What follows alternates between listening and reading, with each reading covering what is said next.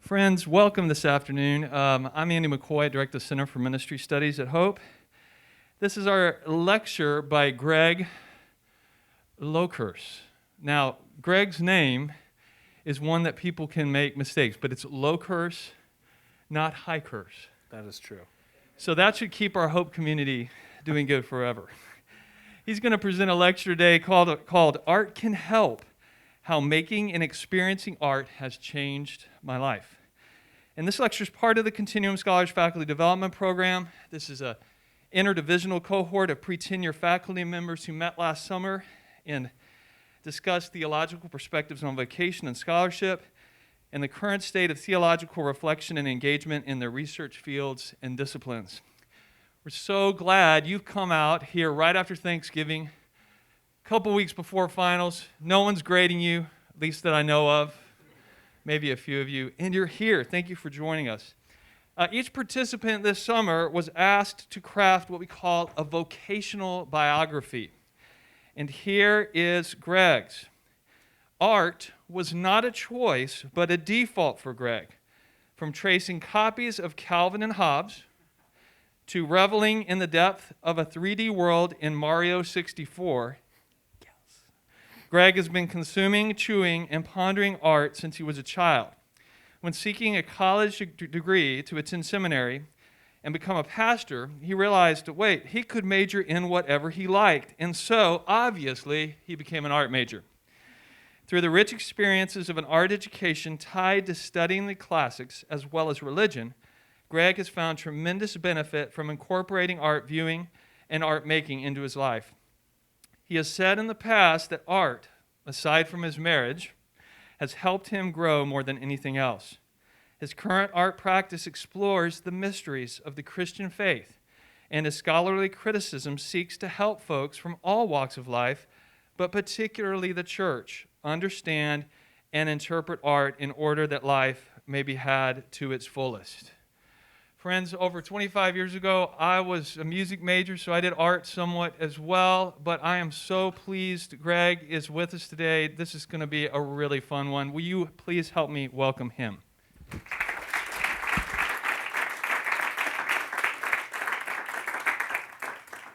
Thank you.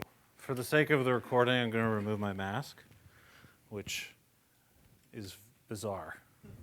Thank you all for coming. I'm very honored to be here. Thank you, Andy and Lindsay Root Luna, for the great experience of the Continuum Scholars and allowing me to participate in it. And thank you to all of the Continuum Scholars who went through it this year. I see Femi is here today, and so I appreciate that.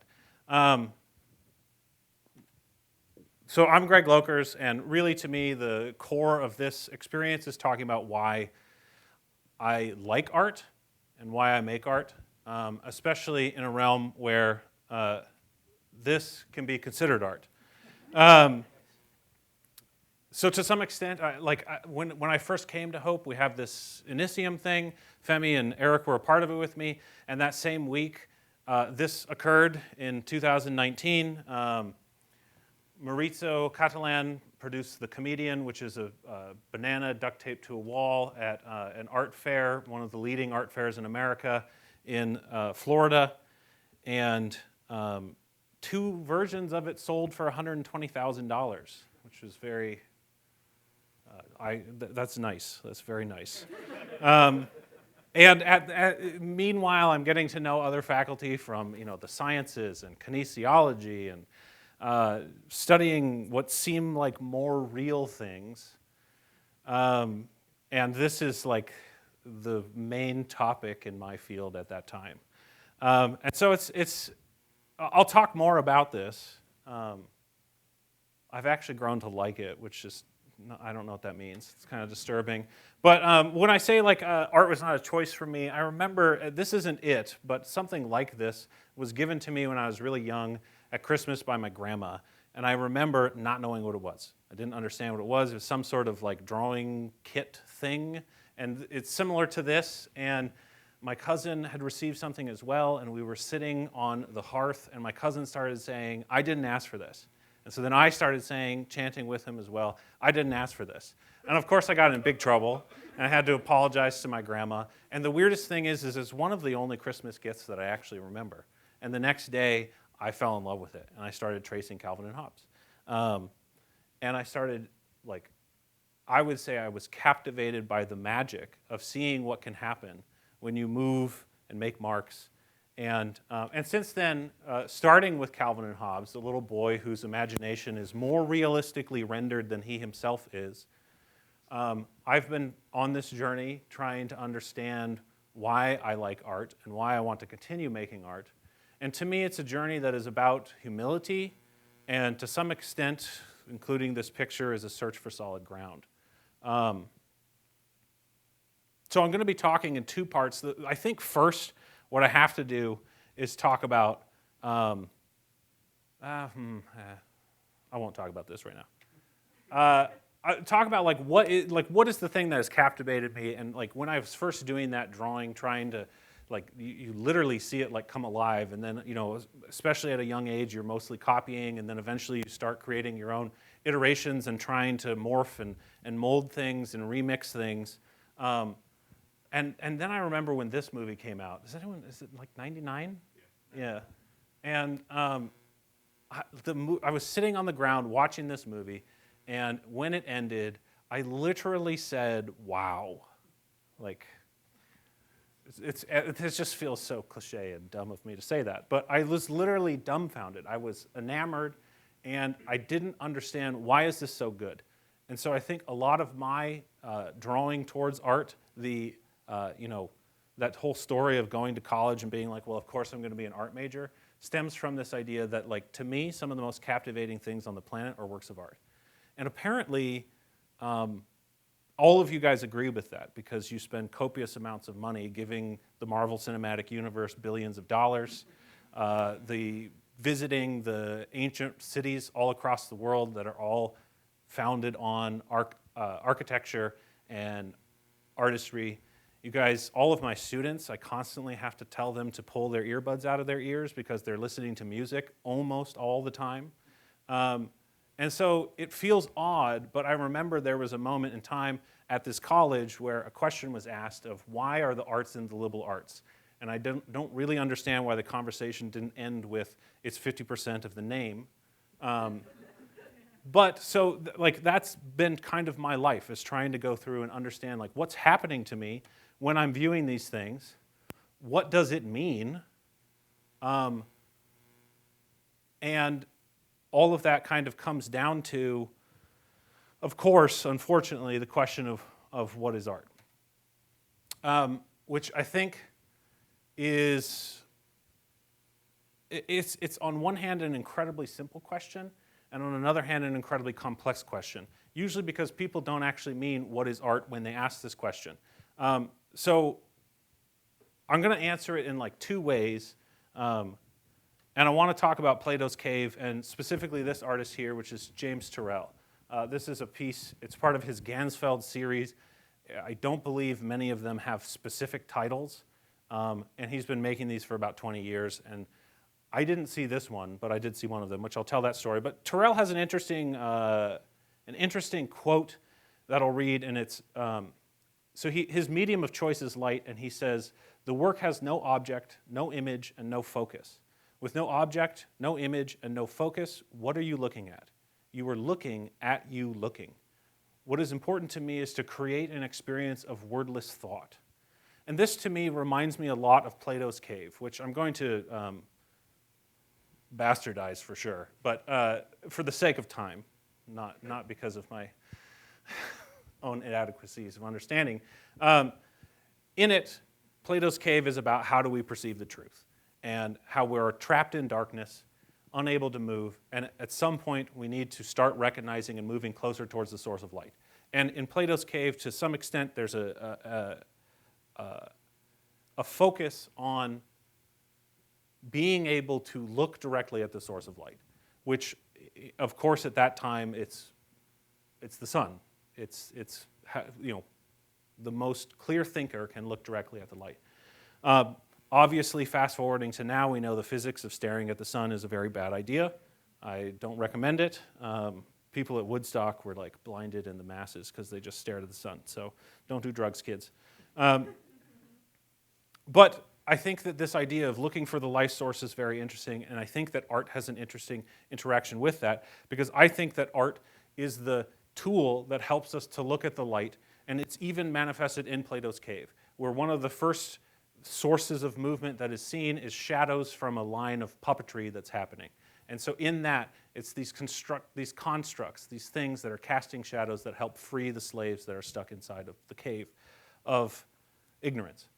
And so it's these shadows, and I would say it's as if you're able to look at the light through a glass darkly. And I think that art functions on that level. So what does that mean, I think, more practically? Because I think that that's a very mysterious way to think about it, and it doesn't really help with many of the definitions. I think it's simply when we look at something as if it has meaning, or art is any object perceived as if it has symbolic meaning. And I don't say this as like, that's what art is and you have to accept that. I mean, this is what the art world is saying right now. So I don't have for you a definition of how you should always think about art. But if you look across the realm, how is it that someone spent $120,000 on a banana? Because they said it had meaning. And they said it by spending that money. And the institution that set up said it because they allowed the artist to do it. And so there's this whole entire framing mechanism where it's this saying of, if you look at this as if it might have meaning, then it's art. And so that's interesting. It's troubling a bit because, of course, the next question is, well, what is good art? Which I think is a way more difficult, way more subjective answer. But it also means anything can be art. Which then kind of begs the question of why would you look at any of it? If anything can be art, why would you look at any of it? And this is where I think you start to have to develop a taste and answer questions of, well, why do you like particular types of art? And I think that this idea of representing it as art is when we turn things into symbols can be easily understood if we think about the question of, what is a star? If I ask, if you're walking on a beach with your significant other, and you're holding their hand, and they turn and say to you, looking deep into your eyes, what is a star? And you respond with, it's a burning ball of gas in space, you've given the wrong answer, depending on what your end motives are.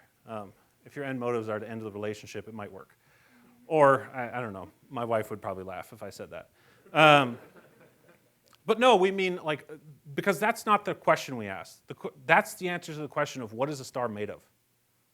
A star is made of burning gases in space. If you approach a work of art and you say, what is this? And your response will say, it's a banana duct taped to a wall. Like, on one hand, yes, that's what it's made of. But that's not what it is. What it is that symbolic thing. And so the answer to what is a star is, light in the darkness. It's our undying love. It's, a manifestation of infinity, and how even in infinity, the individual shines through and is important. It's all of these wonderful poetic answers that art tries to get at.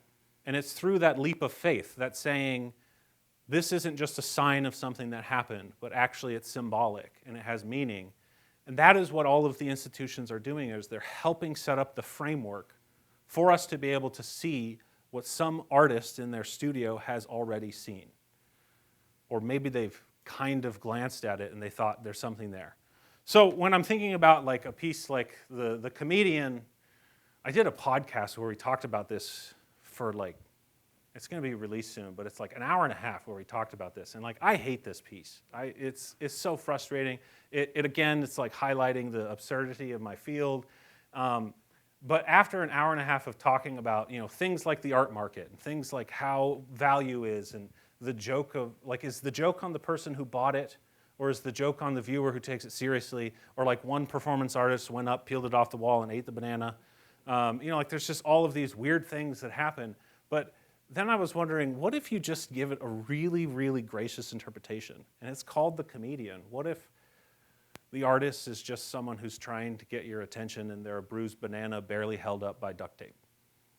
I was like, oh, wow, that actually is there's actually something there. And it took me an hour and a half of looking at it to get to it. And of course, we have to then encounter some of the art history. Like this is Marcel Duchamp's The Fountain in 1917. He takes a urinal, flips it on its side, signs it with R. Mutt. I think there's 7 of them, actually, so it's like not even just one. Places it on a pedestal, and now, of course, this is sort of the beginning of like throwing all your paintbrushes away and becoming a sculptor instead of painting, I guess. And it really is hard. It's really hard to give the artwork that graciousness, to say, I'm going to take this, I'm going to look at it as if it's art. And that's what I mean when I say it's an art. An art is the act of perceiving things as if they're symbols. I'm not saying they are symbols. I'm not saying that the object is magical in and of itself. But we've figured out through galleries and through museums and through this practice that if we put things in a certain place, we can start to find meaning in them, which is bizarre because that means that things can be more than the sum of their parts, that things can actually contain meaning. And maybe that's why we can spend $120,000 on a banana and not feel like a fool, although I think that person might feel a bit like a fool. It's probably someone who has a lot of money, though. I mean, artists have even pushed this to more extremes. This is Piero Manzoni's Artist Shit in 1961. He canned something like 70 cans of his own feces, and these have been gone around and can be sold, which is interesting, I guess. I mean, if we went from the toilet, the urinal, we actually have the excrement. It's like, what's the next step? But it kind of highlights the weird nature of, particularly the art world in response to Christianity and the history of art in the West, to say that the individual is so important and that if it's a specific individual's poop, then it's actually valuable. It's the artist's poop. Like if this was a plumber's poop, or your poop, my poop, well, I guess I'm an artist, so maybe I get to do that. I don't know. But so let me talk about this piece and my experience of this piece. Because I'm starting with, what I'm trying to do is start with the hardest pieces to sort of push this idea that the object doesn't matter as much as your perception of it, which is one of the reasons why the art world right now is so elitist and it's so difficult to penetrate, because they left that understanding at the door, and no one talks about it that way. It's much more like, you don't get it? Fine, like leave. Sometimes Jay brought James Elaine to campus, and he was thrown out by a gallerist, literally thrown out of a gallery. So there's good reason why it's an impenetrable maze. But so this piece, I experienced one of James Turrell's Gansfields in 2008 at Claremont College, and my wife was with me, and we approached, if my memory serves me correctly, you approach a wall, you see a little docent, he's got little booties you put on your shoes. And then there's this ramp going up to the left. It goes up like maybe as long as this auditorium, 20, 30 feet, with a slight incline just like the ramps in this auditorium. And then there was a glowing, I remember it being blue. Do you remember it being blue? Yeah, so we saw a blue one, not a pink one. And so there's a glowing blue light, and the docent said to me, don't touch any surfaces. And I remember smiling because I thought, I have to walk on the ground. Maybe that's part of the reason why I'm such a mischievous person, is I take things too literally. But so we start walking up this ramp, and I've heard about, like James Turrell, he works with light, I think about all of the, what's his name, Kincaid, the painter of light, and it's like, no, he works with light. And so we come around and we enter a space that looks exactly like this view, except it's blue. And so there's this curved, rectangular window or wall. It looked like a wall to me, like this wall in front of us. And it was emanating blue light. And you continue to walk up a ramp till you get to about where that figure is. And it's just a solid wall. I kind of thought it was like a TV screen almost, but it was like a TV screen with a really high refresh rate. And it was evenly one color. Just perfectly one color blue, which it's like, look at the walls around here. They're not one color. They're painted one color, arguably, But like the light changes the shade and the tint of the wall, and this was all evenly colored. And it was so weird because we could stand about 3 feet away from it, but it was just wigging with my eyes. I didn't understand why. And so, of course, I got to touch that wall. And so I turn around and I look, and there's a docent, I had walked by, I didn't realize this, and he's just watching me because I cannot hide my guilt. And so I was just like, oh man. So I came up with a plan. If the wall is in front of me, this is what I'm going to do. I'm going to turn, and as I'm turning, I'm going to tuck my arm out and just tap it as I turn to walk away, get away scot-free. And of course, in doing that, I just put my head down. So not suspicious. And when I put my head down, I see the floor 3 feet in front of me and realize that there is no wall in front of me, but that is a lip. And I'm not looking at a surface, I'm looking at a space. So he hasn't lit a wall evenly, he's lit a space evenly, which meant I was standing on the edge of an abyss that I could not see the bottom of because you can't see any of the walls in there. And I immediately got vertigo because it's like standing on the edge of infinity. James Turrell, using a technique that happens to your eyes. This happens to pilots if they fly through clouds without their instruments. The clouds get lit so ambiently that they become one color, and before we had instruments that detected direction, it could be so confusing that pilots would crash into the ground. As in, you lose sense of perception because the way your eyes work is by determining where things are in three-dimensional space, and that tells you where you are. So when you stand on the edge of a space that you cannot see, you don't know where you are. And you're looking into what I imagine the backside of God must have looked a little bit like. And I remember turning to Janae, and I said to her, that's not a wall, that's a room. And I saw her experience vertigo immediately as well. Because your eyes stop looking here, and they start looking in there, and they can't find anything. And it's just, I don't even know what to say about it. There's a place, there's multiple places, and they are exhibited around, and you can go look at infinity, literally, because an artist figured that out. That to me is the power of art. And that's nice. Using light, that's way nicer than bananas. But so let me talk about a difficult piece, but I need to take a drink first. This is the piece I had up when you all came in. This piece is titled Immersion by Serrano in 1987, an extremely controversial piece that I want to try to convince you, and I won't succeed, but I'm going to try, to convince you that this is I think that this is the best image of the crucifixion that we have. If you don't know, what are you looking at? You're looking at a photograph of a crucifix. It is immersed in something. The light around it is golden. There are flecks in the air. It looks like a run-of-the-mill kind of to me, it's like the Catholic crucifixes I've seen my whole life. There's nothing significant. In fact, I would guess it's probably even plastic maybe. That doesn't really look like real wood to me. But this piece was highly controversial, and part of the reason why the National Endowment for the Arts stopped funding individual artists began with this, and this was sort of a crux of what was called the culture wars of the 1980s and 90s. There were some other controversial artworks involved as well, but the colloquial name of this photograph is Piss Christ.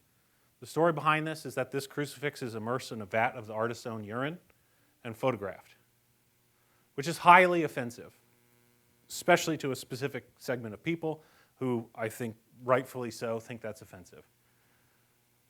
And I'm offended by it as well. But it's also beautiful, especially before you know it's urine. There might have been some in this room who didn't know that yet.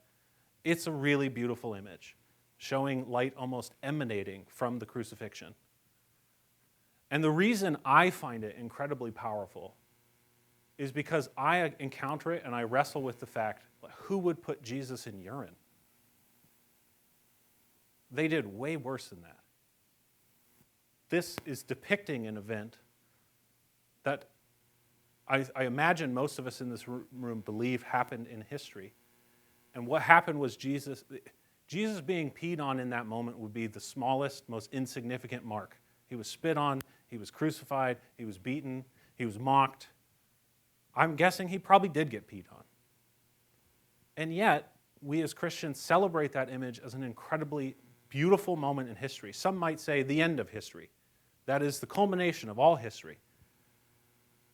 I don't know how else you can capture such a pivotal event honestly.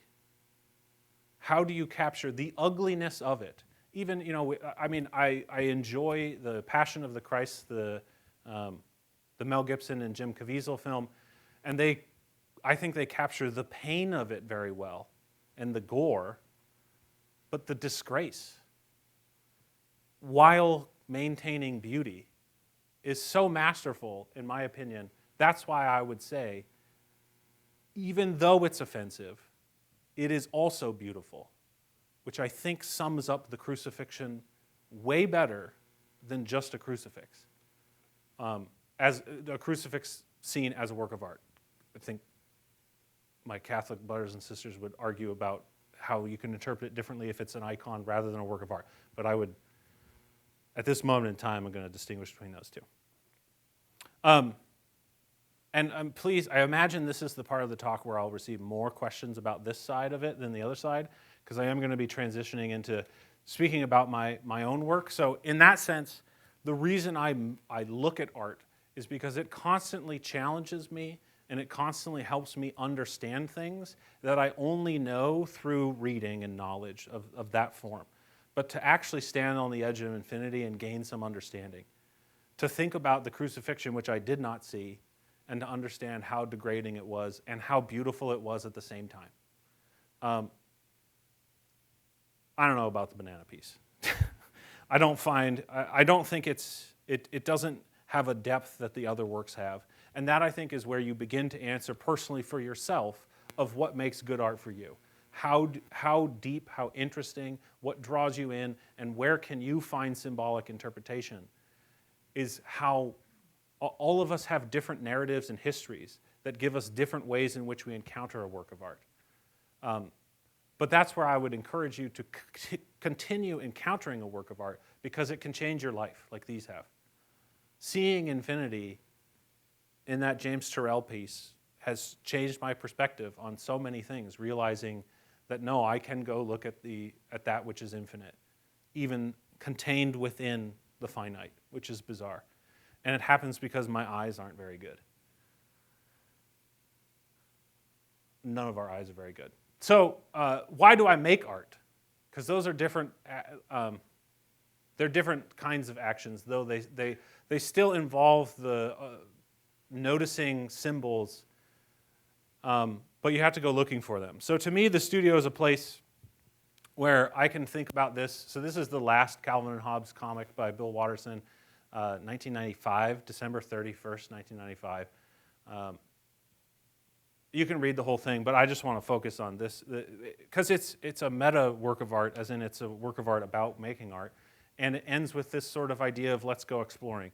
I don't know how many of you have seen The Truman Show, but the moment when he's like, I'm going to be an explorer, and the teacher like pulls down the map and is like, it's all been found.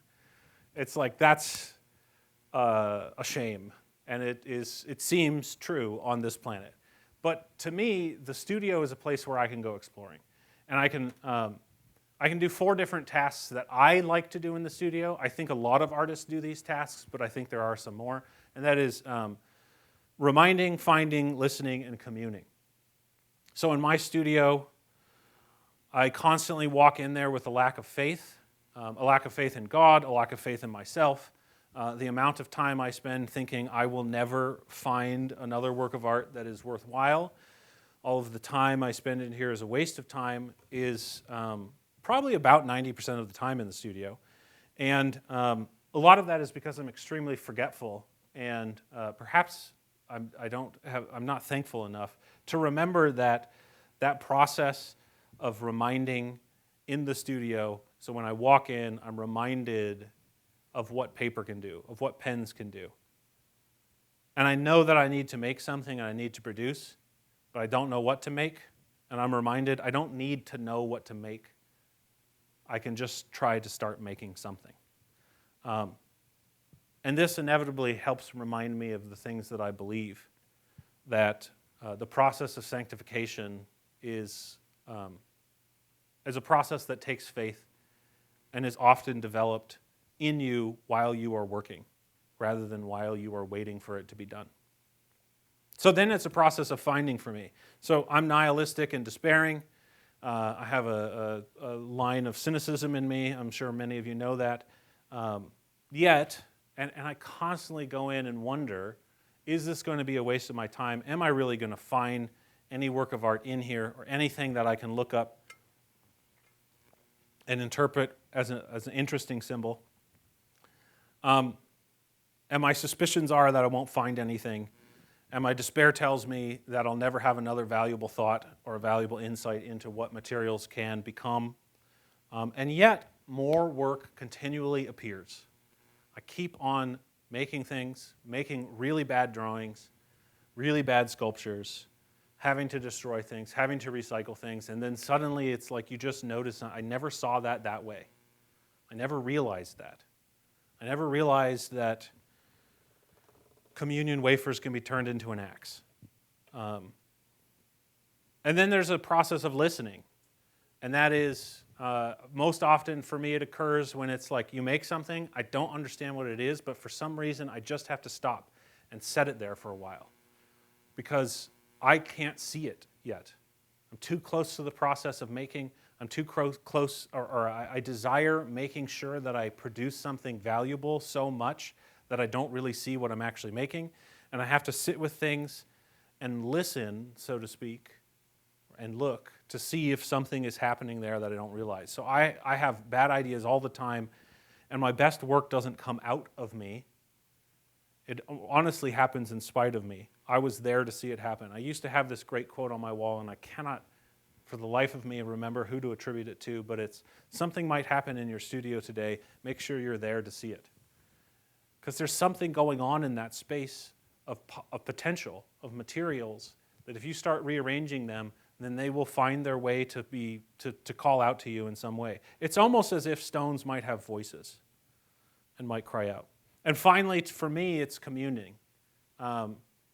I've talked with a bunch of artists, and some Christians, some not, some with faith and religious ideas, many with not, and yet many of us talk about there's something that you're hearing, as in like there's a spirit or something. And I think that the classically this has been called the muses, but there's something going on, whether it's a spirit in the sense of like a spirit with a body, and I don't know, whether it's the Holy Spirit perhaps, but it's as if these ideas, these symbols, are floating around and occasionally touch an instance of materials, of time, space, and material in your studio, that suddenly it's like their voices are heard.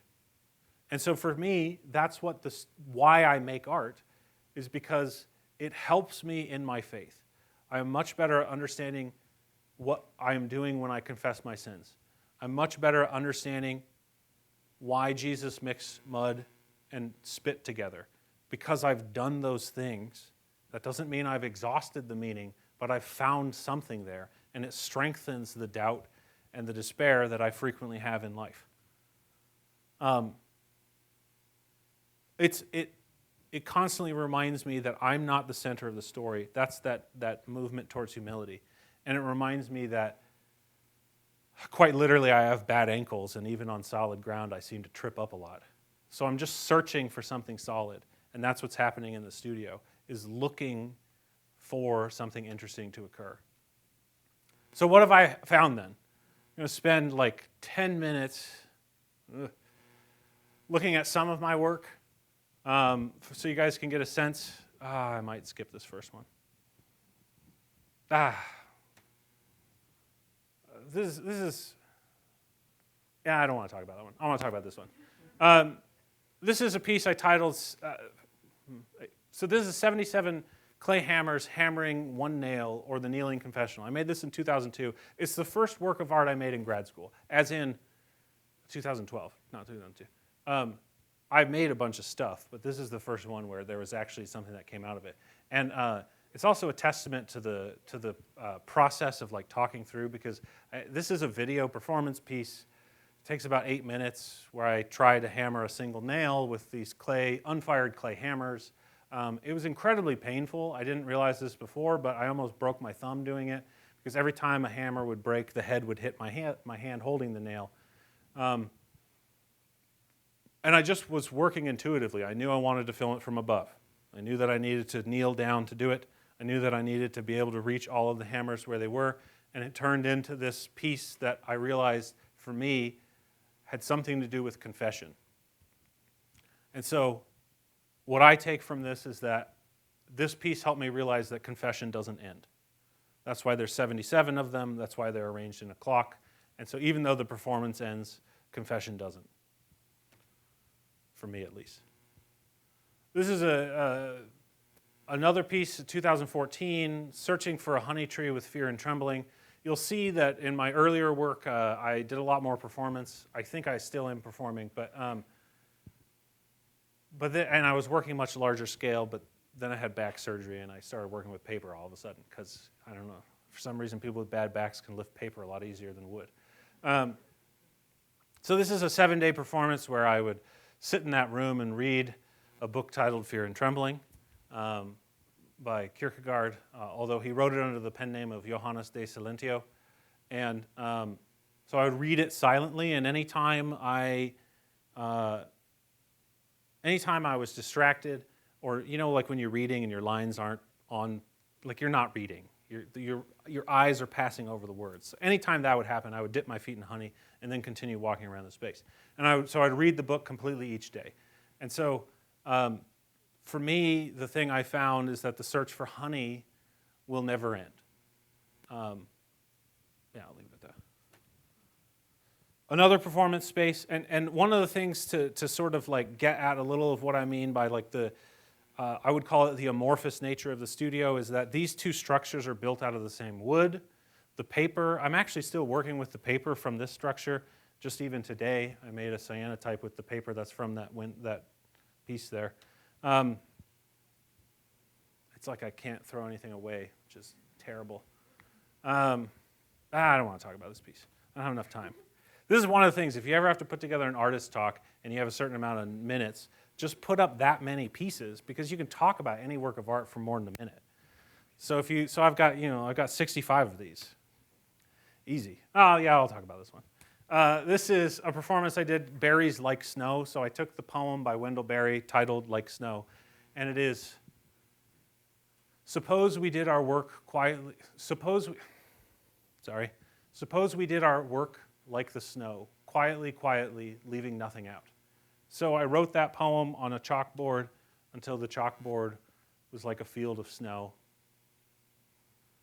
which took a long time, something like 4 hours. And this is where I really realized so many people think that I have a lot of patience, and I do not. I significantly lack patience, and it makes me wonder if snow has far more patience than I do.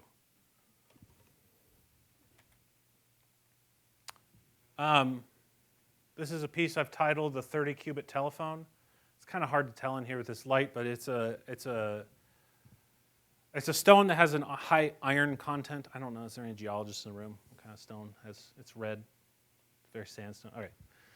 And those are two of the communion cups that I grew up using, which are those little plastic disposable cups that seem like they would be horrible for any.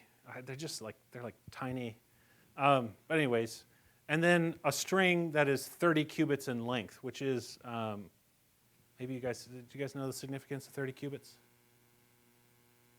You know what a cubit is. The Holy of Holies was a 30-cubit cube. So it's 30 cubits long, 30 cubits wide, 30 cubits tall. And so this is a telephone that is 30 cubits long. And I realized that a sacred phone cord is 30 cubits long, apparently. I don't have enough time. This is an axe made out of communion wafers. I call it it's a Michigan felling axe. I've realized that this is the sharpest axe I know of. That's a lion pelt made out of communion cups. This one, maybe I'll. The trap I set for you has caught my leg instead. This has been recent. So the book, I ended up finishing over COVID. I was locked out of the studio for 6 months because of COVID shutdowns and all of that. And I had just started a series that I've called the series Things I Took from a Church on Fire. And they use the form of iconography while not being icons, and playing with those ideas of these images. And so this was turning a walnut iconographic form. It's about, it's a rat trap. It's about that big. I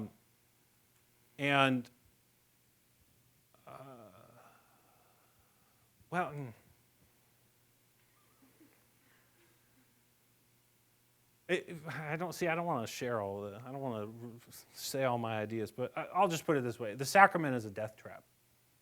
If you're going to eat that, you have to die. This is some more explorations of, this gets, I guess, back at that like remembering idea perhaps a bit. What am I constantly doing in there and why am I so forgetful? So this is a large piece. This is actually displayed in the next building over in that photograph there. In 2019 or something. And it is a bunch of my sketchbook pages. So I make sketches all the time and I keep them. But around about the time that I had back surgery, I really got tired of moving all of my books all the time, and so I've been turning them into artwork. And so the sketchbooks, I save pages that I like, and then the rest of them are like, they're just put into pieces. And so I made this piece just thinking about why am I continually stuck on these same ideas over and over. And so this is a labyrinth drawn with my own fingers. If you look on the image on the right, sort of you can kind of see it, but it starts there. The hole in the center is where I would kneel. And then it's made to the extent of my reach around me, which I found interesting. I broke my collarbone when I was younger, and I realized they don't have the same extension of reach on the same sides, which I didn't know that. Even that, see, you discover things when you make art. You realize, my God, I can reach farther with this hand. And so then I traced out this labyrinth that starts with my fingers, going all the way around, over these same ideas that I have looked at over and over again. And so this is this piece is titled, I'm Stepping in the Same Stream Twice. And I think through the process of the studio and drawing that you can step in the same stream twice. I mean, everyone knows that statement, right? You can't step in the same stream twice because the water flows past. And yet there's something about our own memories and our own ideas and thoughts where you can step in them twice. How am I doing on time? What time am I supposed to? Only want to make sure we have time to ask you questions. Do you guys want to see more art or ask me questions? Well, we're going to give them the chance. Why don't you show us two more? Two more? Oh, God. All right, well, this is a recent piece that I like, and I still don't know much about it. This is a shelf of uncommon prayers. I took the version of the Lord's Prayer that I learned, and I made 77 eraser poems where you erase words to find something, and displayed them on this shelf. So, like, this is a horrible projector, and it's tiny over here. I can't read them. You need to fire your lighting guy. Yeah. we just need 4K projectors in every room. Is that too much to ask? But so in this process, I've made several pieces with, there we go. I've made several pieces with text in particular, and especially I like this sacred text. You know, I had an interesting experience in graduate school once where I took the Lord's Prayer and I just alphabetized it. And then I gave it to a group of people who aren't Christians mostly, and I asked if they would recite it with me. And there was one person who refused because it was the Lord's Prayer still. Apparently. It's just this list of words alphabetical. That moment was like, wow, what is happening here?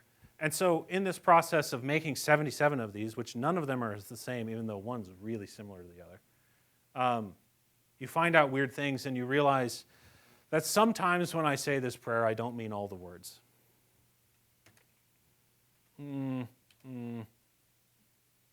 This is what I'm like currently working on, so we'll end here with this one. This is a series of, I don't know much about them. There are a series of drawings that have been inspired. I was working with Ambry Corey over the summer, and we were coming to the end. We had a few days left, and so we just continued making weird drawings. And in that, I accidentally made a weird drawing that looked like some stones. And that reminded me of my fascination with stones. And so then I went back and I started looking at Chinese scholar stones and Japanese scholar stones and getting those books. And then I started making drawings of them. And then I started thinking about, man, they really, really look like smoke or water. And it just helped me realize that if you were to look at a stone for long enough, you would see that it is a fluid and it is flowing like water. So I'm making a series of these. There's some that are red because it turns out you can make stones into flesh rather easily with red ink. And then I'm working on some ones that are cyanotypes. I don't have any images of those yet. So that cyanotypes makes them blue. They're white on a blue background, and you can play around with it. And my colleague Jason Contangelo talks about how it's a liquid. It's a logic of liquid. It's interesting. So I think you could turn stones into water really easily with cyanotypes. Questions? I'm going to just turn this on. Friends, things that you would like to ask? Yes. Hit number 1 so you can wash it out. Yes, sir. No problem. This is why we got the lighting guy. There we go. Yes, thank you, Eric. Professionals of college. But questions for Greg about what enriched him? Lots of things he brought us today. Yes, yes, Eric. Just specific question about, so you and I have talked about the nature of, we've collaborated on things before, and in that collaboration we've talked about the experience of audience in performance of certain things, and whether the different approach that you and I have in our primary Yeah. experience of art and audience experience, and how much we are invested in that or versus not invested in that. Mm-hmm. Curious about the performance pieces that you've done. Yeah. The snow one, and the honey one, and the one that you didn't want to talk about with the walls that look like stones, sort of angled things. Yeah. Did an audience observe those? Like, for example, the honey one, you read a book for 7 days. Mm-hmm. Did somebody watch that for 7 days, or was that an exploration that you did? Was it filmed? Was there? Yeah. Was it just about what happens to the floor and your feet over the course of 7 days? With those performances in particular, I like to think of creating performance spaces. And so, yes, there was an audience for a lot of those pieces. The poem one, no, that was done in my studio for a camera. And the video is not great. The images are better. I mean, would you like to watch 4 hours of that? I don't know.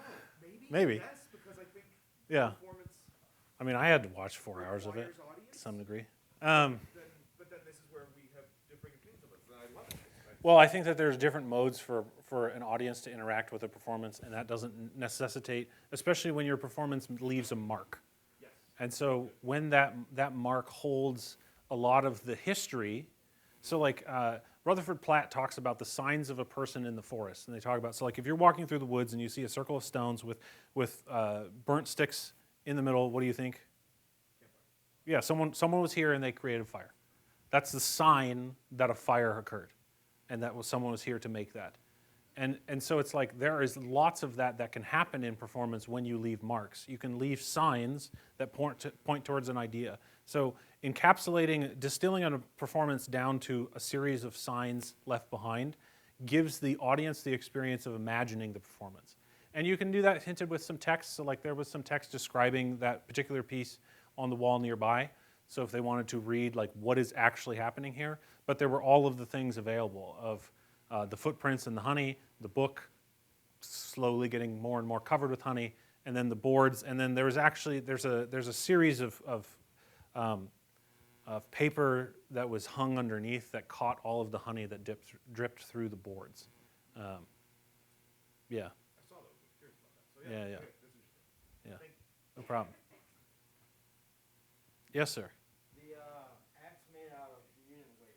Yes. You mentioned that it was a sharpest axe Mm-hmm. that you know of. Yeah. I was just wondering if you could elaborate on that. Mm. Why would you consider it the sharpest axe? It can cut families apart and nations apart. Maybe. But does it do it as well? Is that a satisfactory answer for you? There. Yes. Beyond Terrell, who are other, I mean, I know art fans and money is going on right now. There's a lot of things happening in our world, but who are other artists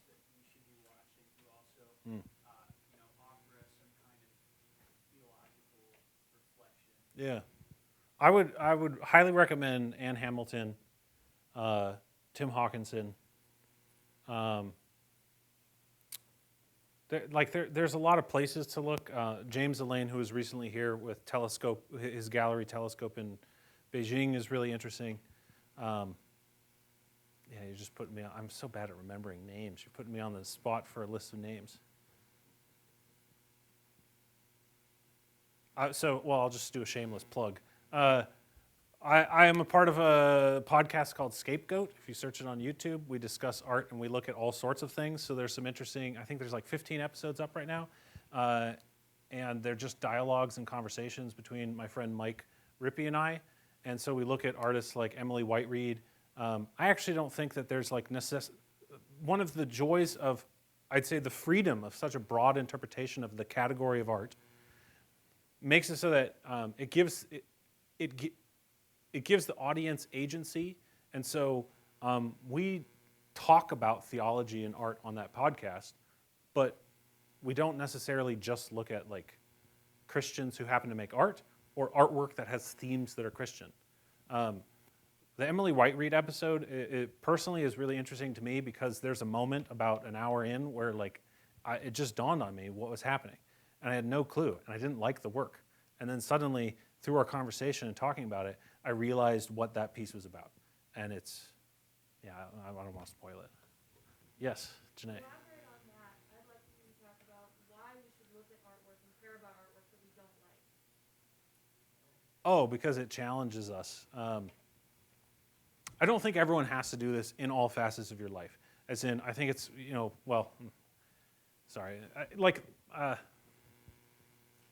what's a fast food version of like television shows that people are watching? I don't know, like Glee or whatever. We're watching the new Netflix version of Cowboy Bebop right now. It is interesting, but it's not like layers and layers deep.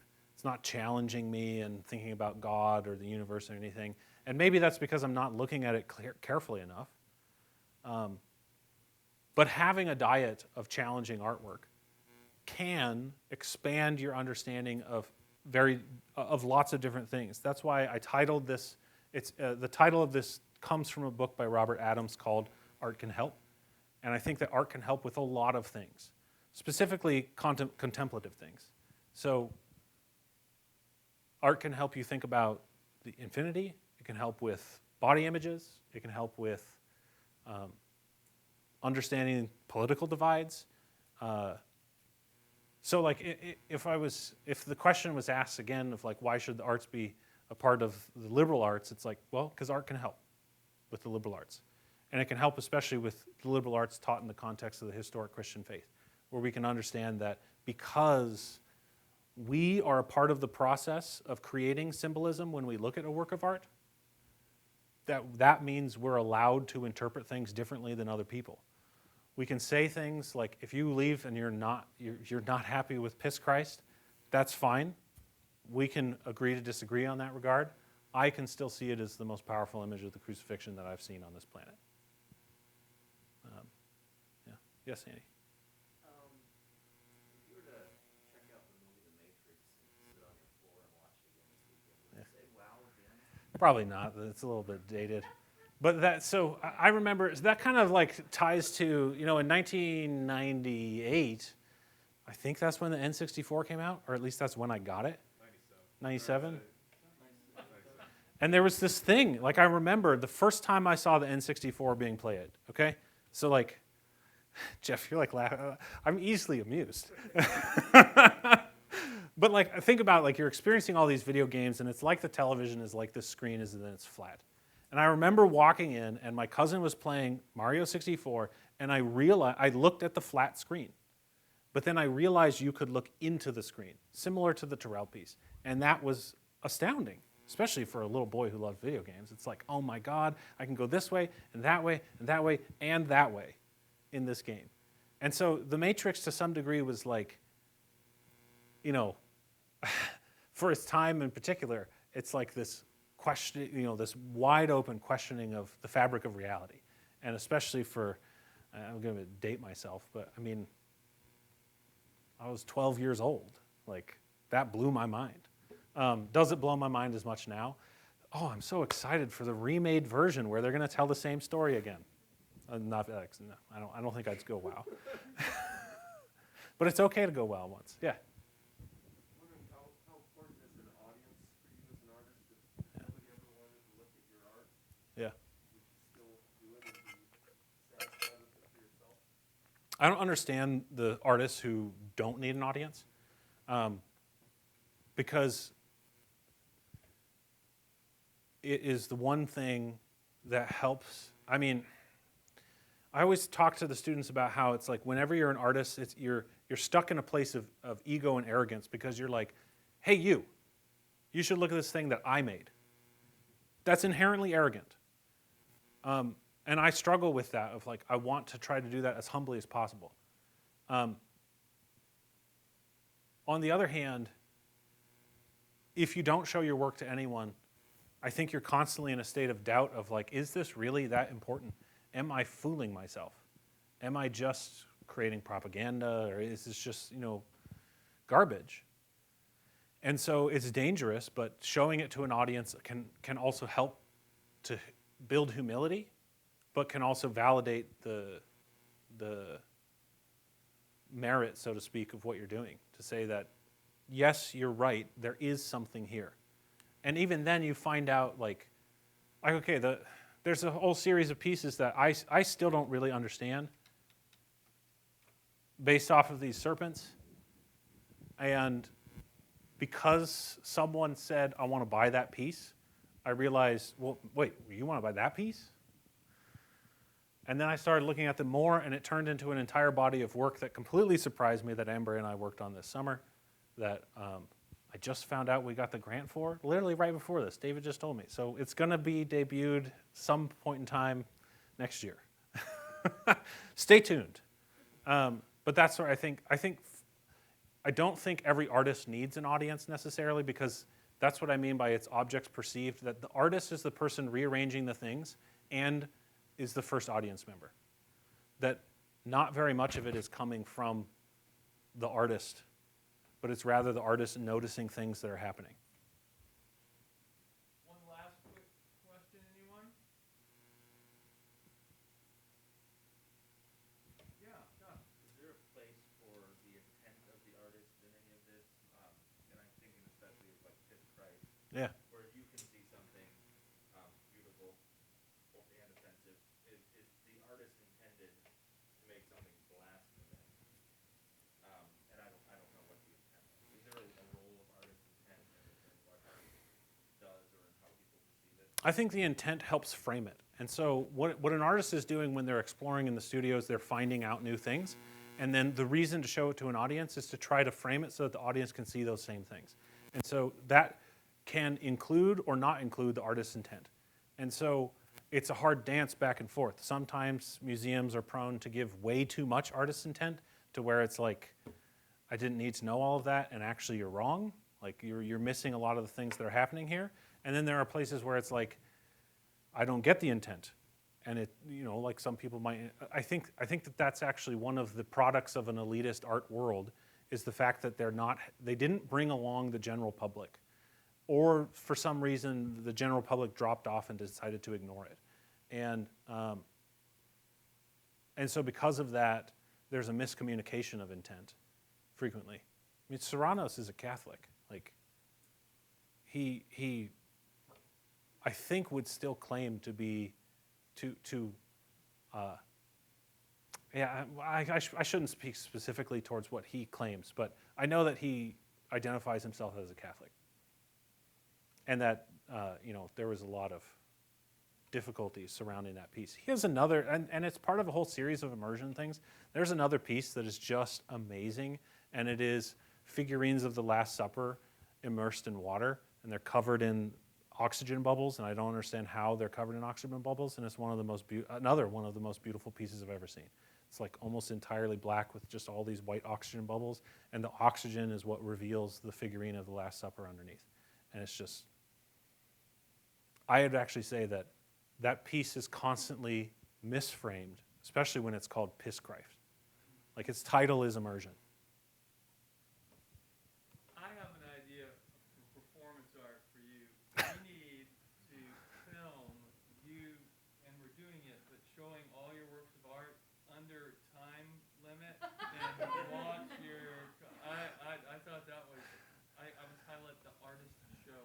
Thank you. Yes, These thank are you. for a great. Thank you.